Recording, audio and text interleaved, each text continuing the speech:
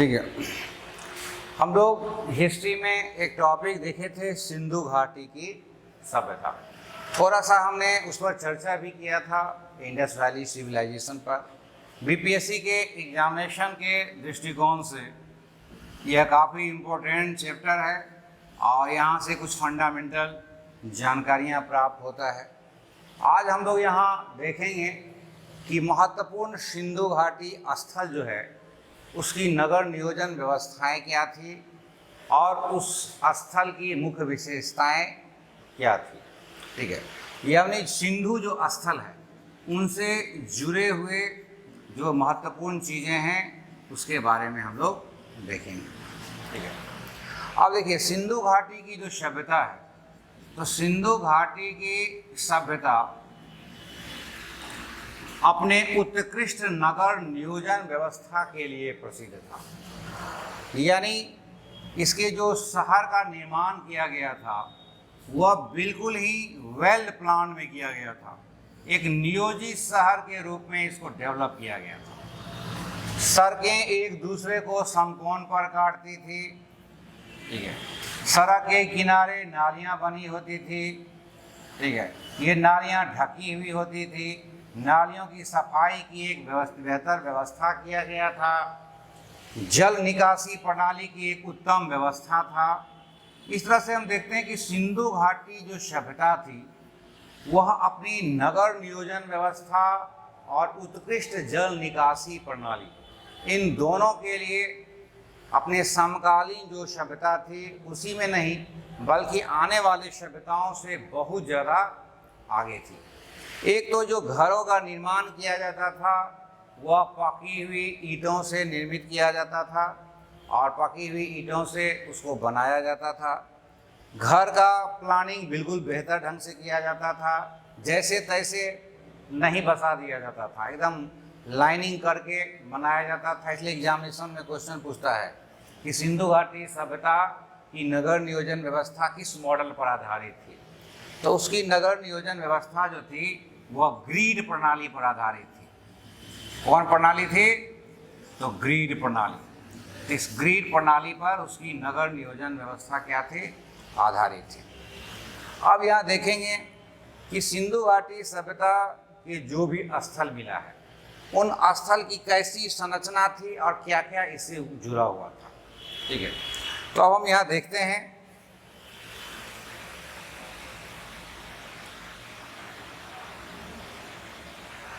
कि अब सिंधु घाटी सभ्यता का जो भी स्थल होता था तो मैक्सिमम स्थल की जो स्थिति थी यह दो भागों में विभाजित होता था। ठीक है, एक पूर्वी टीला होता था और एक पश्चिमी टीला होता था। ये पश्चिमी टीला था मुख्य रूप से। अब इसको क्या किया जाता था कि दुर्गीकृत किया जाता था, घेर लिया जाता था। ये पूर्वी भाग जो था उसको छोड़ दिया जाता था। इसमें जन साधारण के लोग मुख्यतः रहते थे। जन साधारण के लोग यहाँ पर मुख्यतः निवास करते थे।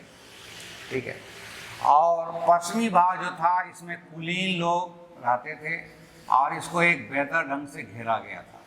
ठीक है, इस तरह से सिंधु घाटी सभ्यता जो थी उसको दो भाग में बांट दिया गया था, पूर्वी भाग और पश्चिमी भाग, पूर्वी टीला और पश्चिमी टीला। ठीक है, लेकिन यहाँ से जुड़ा हुआ कुछ क्वेश्चन पूछा जाता है। ठीक है, अब जैसे क्वेश्चन पूछा जाता है कि कौन सा सिंधु घाटी सभ्यता, जैसे साधारणतः जो भी सिंधु स्थल था तो वह दो भागों में बांटा था, एक पूर्वी भाग और एक पश्चिमी भाग। ठीक है, लेकिन इसमें कुछ जो एग्जाम्पल था, जो इसके अपवाद था, उसी से एग्जामिनेशन में प्रश्न आता है। जैसे सिंधु स्थल है चनहुद्रो।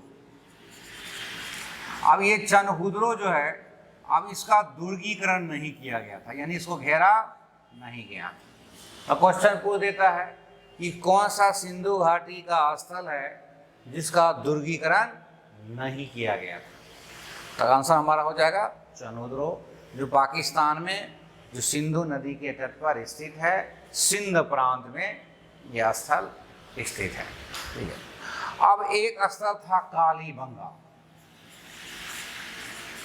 ठीक है, अब देखिए कालीबंगा से एग्जाम में क्या प्रश्न पूछता है, तो कालीबंगा से ढेर सारा क्वेश्चन पूछता है। जब हम कालीबंगा के बारे में चर्चा करेंगे तो आपको जानकारी देंगे, लेकिन यहाँ आप ध्यान रखिए कि कालीबंगा जो था इसमें ये दोनों भाग जो था, यानी निचला टीला और पूर्वी टीला, यानी पूर्वी टीला और पश्चिमी टीला, ये दोनों को क्या किया गया था कि घेरा गया था। तो क्वेश्चन पूछ देगा आपको एग्जामिनेशन में कि सिंधु घाटी सभ्यता का कौन सा ऐसा स्थल था जिसके पूर्वी भाग और पश्चिमी भाग, पूर्वी टीला और पश्चिमी टीला दोनों का जो है सो दुर्गीकरण किया गया था। तो हमारा हो जाएगा कालीबंगा। ठीक है, फिर एक क्वेश्चन आता है कि कौन सा सिंधु ऐसा स्थल था जिसको 3 भागों में विभाजित किया गया था। तो हम देखते हैं कि गुजरात में धौलावीरा नामक स्थान है। ये धौलावीरा जो है ये गुजरात में कच्छ में स्थित है। ये सिंधु घाटी ऐसा स्थल था जिसको 3 भागों में बांटा गया था और तीनों भाग को अलग अलग ढंग से घेरा गया था। तो एग्जाम में क्वेश्चन पूछेगा कि कौन सा सिंधु स्थल था जो 3 भागों में विभाजित था, तो वह धौलावीरा होता है। फिर एक लोथल से क्वेश्चन आता है कि अब लोथल जो था, इस लोथल का जो पूर्वी भाग या पश्चिमी भाग जो भी था उसको एकीकृत ढंग से घेर दिया गया था, यानी एक ही रक्षा प्राचीर से क्या कर दिया गया था, तो घेर दिया गया था। तब यहाँ से हम 4-5 पॉइंट को देखे हैं। अब यहाँ से कन्फ्यूजन को हमको दूर करना है, इसको हमको समझना पड़ेगा। तो देखिए साधारणतः जो भी सिंधु स्थल था वह पूर्वी भाग और पश्चिमी भाग में विभाजित होता था। ये पश्चिमी भाग जो था वह टीले के रूप में था जिसमें सम्भ्रांत कुलीन वर्ग के लोग रहते थे। इसको प्रायः घेर दिया जाता था और इसको ओपनली छोड़ दिया जाता था क्योंकि इसमें जनसाधारण के लोग रहते थे। यह मैक्सिमम सिंधु स्थल के साथ यही कंडीशन था। लेकिन चनहुद्रो एकमात्र स्थल था जिसको दुर्गीकरण नहीं किया गया था, इसको घेरा नहीं गया था, यानी ओपन छोड़ दिया गया था। ठीक है, अब कालीबंगा एकमात्र ऐसा स्थल था जिसके पूर्वी और पश्चिमी दोनों टीला को क्या किया गया था, घेरा गया था। अब हम देखते हैं कि धौलावीरा से, अब धौलावीरा एकमात्र स्थल अभी तक मिला है जिसको 3 भाग में बांटा गया है और तीनों भाग का अलग अलग ढंग से दुर्गीकरण भी किया गया, यानी घेरा गया था उसको। ठीक है, अब लोथल है, तो लोथल एकमात्र शहर है जिसको एक ही रक्षा प्राचीर से चारों तरफ से क्या कर दिया गया था, कि घेर दिया गया था। तो इस तरीके से हम सिंधु घाटी सप्ताह से ये जुड़ा हुआ 4-5 क्वेश्चन जो है इसको हम लोग समझेंगे। जैसा हमने बताया था कि सिंधु घाटी की सभ्यता एक नगरीय सभ्यता थी, एक शहरी सभ्यता थी और अपने समकालीन सभ्यताओं से बहुत आगे थी। कांसे का प्रयोग करते थे लेकिन तांबे के प्रयोग इन्होंने बंद नहीं किया था। मकान एक निश्चित आकार में बना होता था। टाउन प्लानिंग बेहतर ढंग से किया गया था। सड़कें एक दूसरे को समकोण पर काटती थी। नालियां ढकी हुई होती थी। सभी मकान के अंतर्गत कुआं का निर्माण किया गया था जिस सब का प्रयोग करके बाथरूम को वाटर प्रूफ बनाया गया था। यानी 1 मंजिल 2 मंजिल तक मकान बनाया गया था। मुख्य जो सड़क होती थी उस सड़क में भोजनालय की भी व्यवस्था की गई थी। सड़क की चौड़ाई बहुत बेहतर होती थी। सड़क को एक निश्चित ढलान दिया गया था। सड़क की इस तरह से बनावट किया गया था कि एयर से ही सड़क साफ हो जाया करता था। इसे वैज्ञानिक अनुसंधान से पता चल रहा है। सड़क पर पानी नहीं लगता था क्योंकि एकदम हल्का हल्का स्लोपिंग बनाया जाता था। सड़क के बगल में जो नाला होते थे उसकी सफाई के लिए उत्तम व्यवस्था किया गया था। बीच बीच में चैम्बर बनाया गया था जिस चैम्बर में जाली नुमा तस्तरी नुमा आकार का सफाई का वस्तु रखा जाता था और उसमें सारी गंदगी क्या होती थी कि आकर रुक जाती थी और फिर जो है सो नाली जो थी वह निर्बाध बहती रहती थी। तो इस तरीके से हम देखते हैं कि एक बेहतर भौतिक संसाधनों से जुड़ा हुआ सिंधु घाटी की सभ्यता था, जो भौतिक स्वरूप उसका काफ़ी उन्नत किस्म का भौतिक स्वरूप था। अब हम सिंधु घाटी सभ्यता के जो महत्वपूर्ण स्थल है, उन स्थल से जुड़े हुए जो प्रश्न है, उस प्रश्न को हम लोग देखेंगे कि चूंकि एग्जामिनेशन में यह प्रश्न आता है, जैसे आप सिंधु घाटी सभ्यता पढ़ते हैं तो सबसे पहले हमने आपको पिछले वीडियो जो भी था उसमें हमने आपको सिंधु घाटी सभ्यता की प्रारंभिक जानकारी दिया कि कैसे सिंधु घाटी सभ्यता के बारे में चार्ल्स मैशर ने जानकारी दिया। बाद में भारतीय पुरातत्व विभाग के जनक कर्निंघम ने उसके संबंध में कुछ काम किया। फिर जब रेलवे लाइन बिछ रही थी तब इस सभ्यता के बारे में कुछ जानकारियाँ सामने आया। लेकिन रहस्योद्घाटन अंतिम रूप से कब हुआ? जब जो है सिंधु घाटी सभ्यता के बारे में सर दयाराम साहनी ने जो है तत्कालीन पुरातत्व विभाग के महानिदेशक जॉन मार्शल के निर्देश पर इसकी खुदाई किया।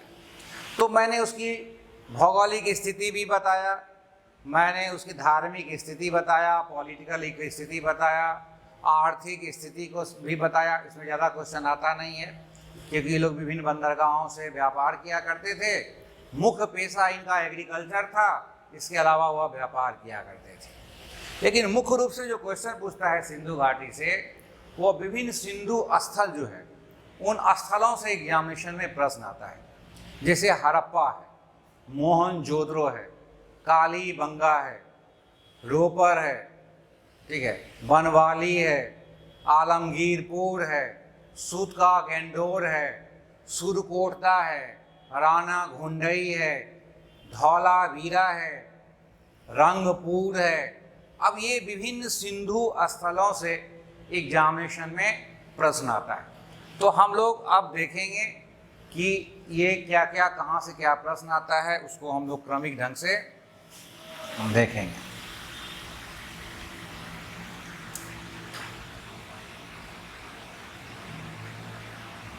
ठीक है, अब देखिए सबसे पहले हम हड़प्पा के बारे में ध्यान रखेंगे। ठीक है, जैसा हमने बताया भी था कि हड़प्पा की खुदाई 1921 ईस्वी में सर दयाराम साहनी के द्वारा किया गया था। ये वर्तमान में पाकिस्तान के जो पंजाब प्रांत है, क्योंकि आप जानते होंगे कि आज़ादी के समय पंजाब और बंगाल को दो भाग में बांटा गया था। तो एक पंजाब भारत के पास रहा, एक पंजाब उसके पास रहा, पाकिस्तान को दिया गया। तो पाकिस्तान के पंजाब प्रांत के साहिवाल जिला जो है उसमें रावी नदी के तट पर स्थित है। अब वो आपको एग्जाम में क्या कैसे प्रश्न पूछेगा कि हड़प्पा जो है वह किस नदी के तट पर है, तो रावी नदी के तट पर है। रावी क्या है, तो यह सिंधु की सहायक नदी है। ठीक है, अब इसकी खुदाई किसने किया था, तो सर दयाराम साहनी ने किया था। कब किया था, तो 1921 ईस्वी में किया था। किसके निर्देश पर किया था, तो तत्कालीन पुरातत्व विभाग के महानिदेशक जॉन मार्शल के निर्देश पर उन्होंने इस स्थल की खुदाई किया था। ठीक है, तो ये चीज़ आपको ध्यान में रखना है। अब इनसे एक पर्सनली जानकारी भी याद रखना है कि सर दयाराम साहनी ही वह व्यक्ति थे जिनको सिंधु स्थल के अवशेषों में धंस जाने के कारण उनकी मृत्यु हो गई थी। आपको क्वेश्चन पूछ देगा कि सिंधु घाटी सभ्यता से जुड़े हुए कौन से उत्खननकर्ता थे जिनकी मृत्यु सिंधु स्थलों के अवशेषों में दब जाने के कारण हुआ, तो सर दयाराम साहनी को दिया गया। इन्हीं को सिंधु घाटी सभ्यता की खोज करने का श्रेय भी दिया जाता है। अब हड़प्पा से जो एक आध क्वेश्चन पूछता है, क्योंकि हड़प्पा से बहुत सारी जानकारियां हमको उपलब्ध होता है, लेकिन एक आध क्वेश्चन पर ही ज़्यादा क्वेश्चन पूछता है। जैसे क्वेश्चन पूछ देगा कि R37 नामक समाधि स्थल जो है वह किस सिंधु स्थल से मिला है, तो R37 नामक समाधि स्थल जो है वह हड़प्पा से प्राप्त हुआ है। दूसरा क्वेश्चन पूछ देता है कि कौन सा सिंधु स्थल है जहाँ से जो है माउंट एबी, जिसमें 2 माउंट एबी प्राप्त हुआ है, तो वह हड़प्पा से प्राप्त हुआ है। शंख का बैल कहाँ से मिला है? तो शंख का बैल हड़प्पा से मिला है। ठीक है। पूछा कि एक मुद्रा जो एक करेंसी है, उस करेंसी, एक मुद्रा मतलब नहीं, उसको मोहर कर सकते हैं, एक मोहर है, उसमें दिखाया गया है कि एक स्त्री के गर्भ से जो पौधा है वह निकल रहा है, जिसको उर्वरता के देवी के रूप में आप कह सकते हैं। तो वह अवशेष कहाँ से प्राप्त हुआ है? तो वह भी हमको हड़प्पा से प्राप्त हुआ है। यानी इसमें से कोई एक क्वेश्चन भी आपको क्वेश्चन पूछ सकता है। वैसे पीडीएफ दिया जाएगा आपको जब, तो इससे जुड़ी हुई जो भी चीज़ें हैं वो सारा आपको और बता दिया जाएगा, ताकि आपको एग्जामिनेशन में कुछ छूटे नहीं। ठीक है। लेकिन जितना आपको बताया गया है वो अभी कम नहीं है। तो हड़प्पा से ध्यान रखना है ये सब।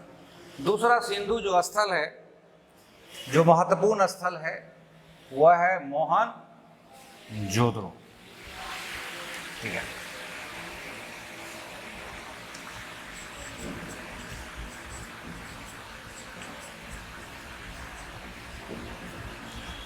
मोहनजोदड़ो। ठीक है। अब इस मोहनजोदड़ो से क्वेश्चन पूछता है कि किस सिंधु स्थल को सिंध का नखलिस्तान कहा गया है? तो मोहनजोदड़ो को सिंध का नखलिस्तान कहा गया है। किस सिंधु स्थल का अर्थ होता है मृतकों का टीला? तो मोहनजोदड़ो का शाब्दिक अर्थ होता है मृतकों का टीला। आपको क्वेश्चन पूछता है कि मोहनजोदड़ो की खुदाई किसने किया था?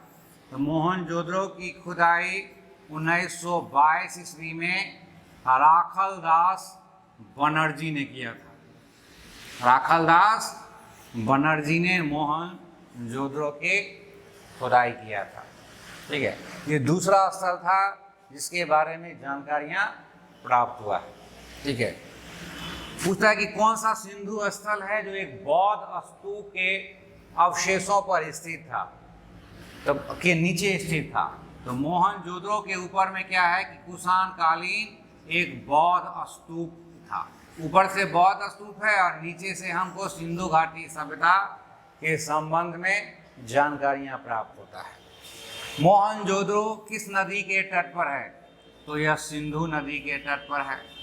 जैसे आप सिंधु नदी के बारे में जानते होंगे कि वर्तमान के चीन का पार्ट है तिब्बत, वहाँ से यह निकलती है और सिंधु को जो है पाकिस्तान का प्राण वायु कहा गया है, क्योंकि इसी नदी के कारण पाकिस्तान में कम वर्षा होता है, उसके बावजूद अच्छी कृषि कार्य संपन्न हो पाता है। तो सिंधु नदी है। सिंधु जल समझौता भारत और पाकिस्तान के बीच है, जिस समझौते के अनुसार भारत मात्र 20% जल का ही उपयोग करता है, 80% जल का उपयोग पाकिस्तान को करना है। तो ये जो सिंधु नदी है, उसी सिंधु नदी के तट पर मोहनजोदड़ो स्थित है। अब मोहनजोदड़ो से जैसे हमने चर्चा कर रहा कि क्या क्या क्वेश्चन पूछा जाता है। अब ये तक हमने जो भी चर्चा किया, ये सारा का सारा चर्चा क्या है? एक क्वेश्चन ही है। ठीक है। इसमें हर चीज़ क्वेश्चन पूछता है कि सिंध का नखलिस्तान किसको कहा गया है? तो मोहनजोदड़ो को। ठीक है। कौन सा सिंधु स्थल जो है एक कुषाणकालीन बौद्ध स्तूप के नीचे है? तो मोहनजोदड़ो है। मोहनजोदड़ो की खुदाई किसने किया? तो राखलदास बनर्जी ने किया। कब किया? तो 1922 ईस्वी में किया। मृतकों का टीला किसको कहा गया है? तो मोहनजोदड़ो को कहा गया है। अब देखिए मोहनजोदड़ो से और क्या क्या चीज़ें मिला है। तो मोहनजोदड़ो से एक स्नानागार मिला है, ग्रेट बाथ। ठीक है। ये स्नानागार जो था वह यह इंडिकेट करता है कि यहाँ पर संभवतः जल पूजा हुआ करता था। ठीक है। आपको पूछ सकता है कि स्नानागार किस बात के इंडिकेशन करता है? तो एक स्नानागार जल पूजा की इंडिकेशन करता है, क्योंकि उसके पास जो आवास मिला है वो पुरोहित आवास के रूप में दिखाई पड़ता है। तो इस तरह से स्नानागार से क्वेश्चन पूछता है। ठीक है। अब मोहनजोदड़ो से सामूहिक नरसंहार का प्रमाण मिला है। पूछेगा कि कौन सा ऐसा सिंधु स्थल है जहां से सामूहिक नरसंहार का प्रमाण मिला है। तो मोहनजोदड़ो से सामूहिक नरसंहार का प्रमाण मिला है, जिसके बारे में यह माना जाता है कि कोई विदेशी आक्रमण हुआ होगा और इस आक्रमण का यह सामना नहीं कर पाया होगा और वहाँ बहुत सारा लोग मारा गया है। यहाँ पर से जो है सो कब्रगाह यानी जो समाधि स्थल है इसका अभाव दिखा पड़ा है। पूछेगा कि कौन सा सिंधु स्थल है जहाँ से किसी भी प्रकार के कब्रगाह का मौजूदगी नहीं मिला है, तो वह है मोहनजोदड़ो। अब मोहनजोदड़ो से एग्जाम में आता है कि मोहनजोदड़ो से एक पकी हुई ईंटों का, किसका, पकी हुई ईंटों का एक विशाल अन्नागार मिला। अब देखिएगा, अन्नागार विभिन्न सिंधु स्थलों से मिला है, जैसे हड़प्पा से भी अन्नागार मिला है। तो अगर आपके बीपीएससी एग्जामिनेशन में पूछता है कि अन्नागार कहाँ से मिला है, तो हड़प्पा से भी मिला है, मोहनजोदड़ो से मिला है, लोथल से भी मिला है, बहुत जगह से मिला है। लेकिन इसके अन्नागार कुछ विशेष प्रकार का अन्नागार था। क्या था? तो एक तो यह पकी हुई ईंटों का बना हुआ था, दूसरी जगह भी पकी हुई ईंटों का था, ये कोई बड़ी बात नहीं है। लेकिन इसका अन्नागार अभी तक जितने भी सिंधु स्थल के अन्नागार मिला है उन सभी अन्नागारों में यह सबसे बड़ा अन्नागार था। अब क्वेश्चन धीरे धीरे हम लोग को क्या करना है कि जैसे चैप्टर जो भी पढ़ना है तो उस चैप्टर से हम क्या हासिल किए हैं, नहीं किए हैं। क्योंकि हमने जो अनुभव किया है छात्रों के साथ, उसमें होता क्या है कि अब विभिन्न चैप्टर को वो पढ़ तो लेता है, लेकिन आंसर एग्जामिनेशन में आता है तो वह कन्वर्ट नहीं कर पाता है। और उसके पीछे कारण क्या है कि वो आंसर को समझ नहीं, क्वेश्चन को समझ नहीं पाता है। लेकिन हमको यहाँ ज्ञान तो हासिल करना ही है, लेकिन उससे ज़्यादा इम्पोर्टेंट यह होता है कि हम जो भी चैप्टर पढ़ेंगे उस चैप्टर से रिलेटेड प्रश्न हमको बन जाना चाहिए। ठीक है, तो एग्जाम में क्वेश्चन इस प्रश्न पर, टॉपिक पर कैसे बात पूछता है? क्वेश्चन पूछता है कि सिंधु घाटी सभ्यता के विभिन्न स्थलों से जो अवशेष प्राप्त हुआ है उस अवशेष में पकी हुई ईंटों का सबसे बड़ा इमारत कौन है? तो सबसे बड़ा इमारत जो है वो अन्नागार है, जबकि विकल्प में सभागार भी दिया रहता है, ग्रेट हॉल भी होता है, स्नानागार भी होता है। लेकिन ध्यान रखना है कि पकी हुई ईंटों से बना हुआ सबसे बड़ा सिंधु घाटी सभ्यता का जो अवशेष मिला है वह पकी हुई ईंटों का अन्नागार है। क्लियर है? अब सिंधु घाटी सभ्यता से के हड़प्पा नामक स्थान से ही सबसे ज़्यादा मुहरें मिली है, जिस पर एक श्रृंगी बैल या सांड का चित्रांकन किया गया है। आपको क्वेश्चन पूछेगा कि कौन सी सिंधु स्थल है जहाँ से सबसे ज़्यादा मुहरें प्राप्त हुई है, तो वह भी हड़प्पा से प्राप्त हुआ है, मोहनजोदड़ो से प्राप्त हुआ है। मोहनजोदड़ो से हमको कपास यानी कपास से बना हुआ सूती जो वस्त्र है, वह सूती वस्त्र जो एक अस्तूरे में बंधा हुआ था उसका भी प्रमाण मिला है। मोहनजोदड़ो से एक ऐसा भी मोहर मिला है जिसमें नाव का चित्र बना हुआ था, तो वह भी हमको ध्यान में रखना है। ठीक है, तो वो क्या हो जाएगा? मोहनजोदड़ो। मोहनजोदड़ो से एक क्वेश्चन यह भी पूछता है कि निम्न में से किस सिंधु स्थल से दोषपूर्ण जल निकासी प्रणाली जो ईरर ड्रेनेज सिस्टम था उसका प्रमाण मिला है। तो सबसे ईरर ड्रेनेज सिस्टम का प्रमाण कहाँ से मिला है? तो मोहनजोदड़ो से। अब जो उसकी अवशिष्ट नदियों की जो पानियाँ थी वो जहाँ से निकल रही थी, घर की जो अवशिष्ट पदार्थ का जो जहाँ से ड्रेन पानी निकलता था उसी के बगल से पेयजल की सप्लाई किया गया था, तो वह भी मोहनजोदड़ो से मिलता है। ठीक है, अब यहाँ हम देखते हैं कि मोहनजोदड़ो से एक मोहर मिला है। अब इस मोहर से भी एग्जामिनेशन में प्रश्न आता है। ठीक है, अब मोहनजोदड़ो से अब क्या प्रश्न आता है उसमें? तो एक यहाँ पर पद्मासन मुद्रा में एक योगी शिव का चित्र मिला है। अब ये योगी जो शिव का चित्र मिला है, इसको पशुपति नाथ के रूप में इतिहासकारों ने स्थान दिया है।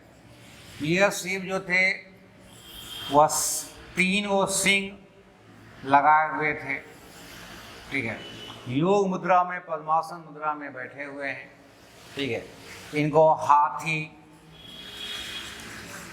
गैंडा, भैंसा, बाघ और नीचे में 2 हिरन, ठीक है, यह इनको क्या क्या था, घेरा हुआ था। अब देखिए 1 2 3 4 5, यानी जीवों का प्रकार कितना था?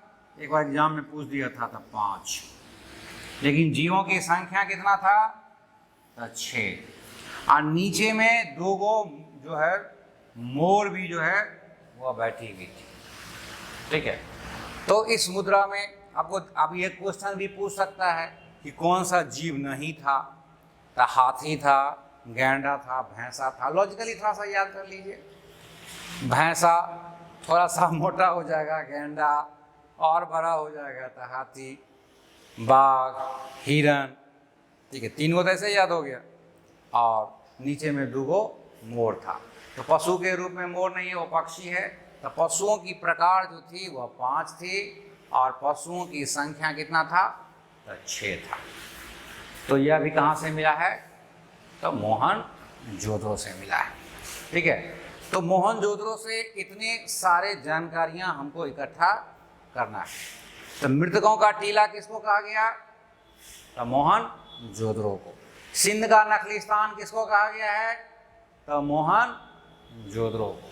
कौन सा सिंधु स्थल है जहां से सामूहिक नरसंहार का प्रमाण मिला है? तो मोहनजोदड़ो से। अन्ना का सबसे बड़ा विशाल इमारत अन्नागाड़ के रूप में पकी हुई ईंटों का कहां से मिला है? तो मोहनजोदड़ो से।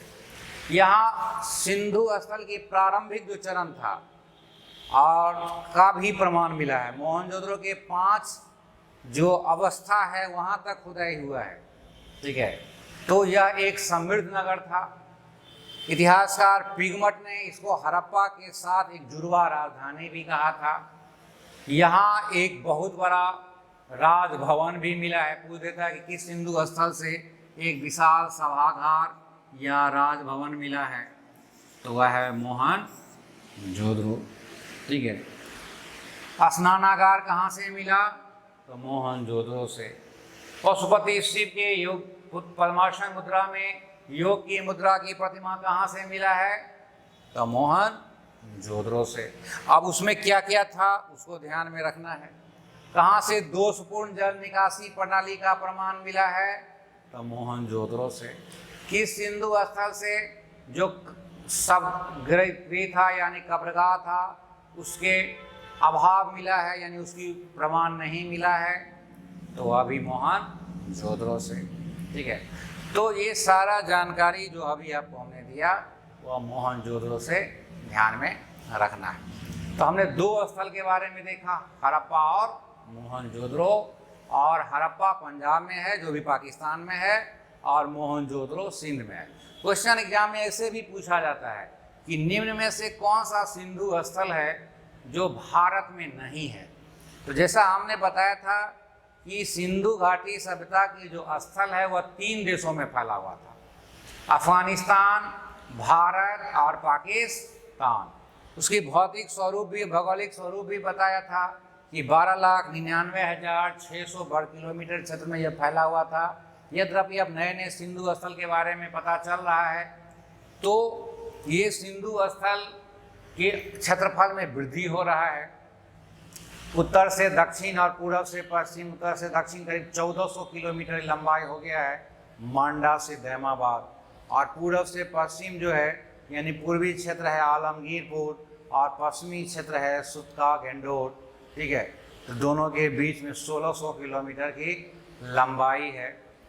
लेकिन इन सभी स्थलों में हड़प्पा और मोहनजोदड़ो जो है उसका महत्वपूर्ण स्थान है, और यह दोनों वर्तमान में पाकिस्तान में है। जिस जिस स्थल को पढ़ेंगे हम उस स्थल के लोकेशन के बारे में भी जानकारी रखेंगे, क्योंकि